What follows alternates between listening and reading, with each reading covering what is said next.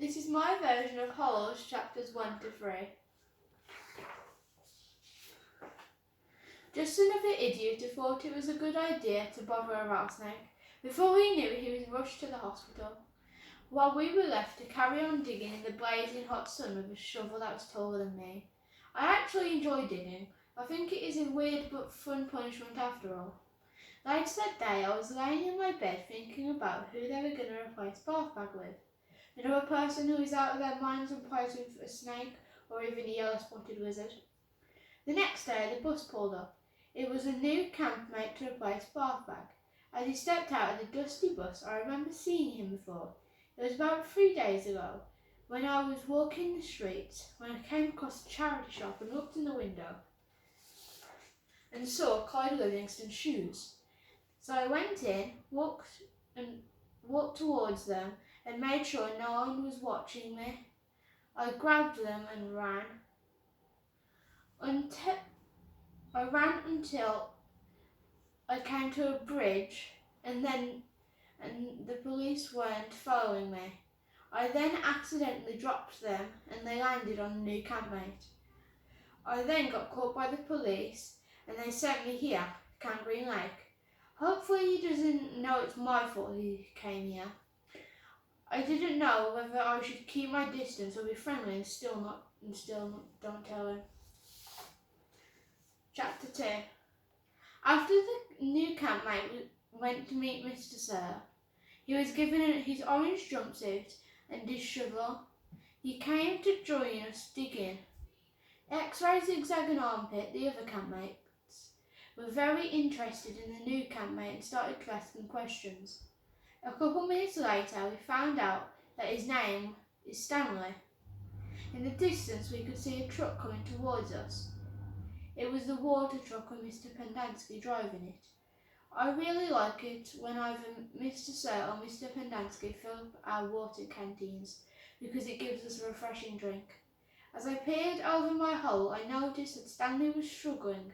To be honest, I was struggling on my first day too, so I get how he feels. It was break time for lunch. We sat down and Zigzag asked Stanley why he is here. I know exactly why he's here and it's all my fault. I didn't tell him that. Then we all went to the rec room. The rec room was filled with a variety of different things. A pool table, a sofa, broken chairs and an old bar. All of a sudden I turned around and saw Stanley fighting Zigzags. For some reason, I grabbed a pool ball to defend myself. Armpit split the fight up and I put the ball down. I heard X-Ray and Zigzag saying, "Don't mess with the caveman." I guess that's Stanley's new nickname. In Camp D we all have nicknames. Mine's Zero because they don't think I have nothing in my head. How would I be writing this if I had no brain? Chapter 3. The next day came, back out in the scorching hot sun digging holes all day. Once I finished digging my first hole, I dug my second hole. And then, in the distance, well, a couple metres away, I heard Stanley say he had found something. We all dashed there at once. It looked like a bullet or a metal tube or something. He turned it around and he saw the initials KB with a heart around it.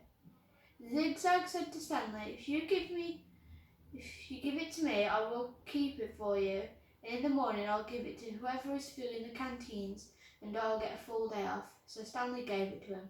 I know he made a huge mistake.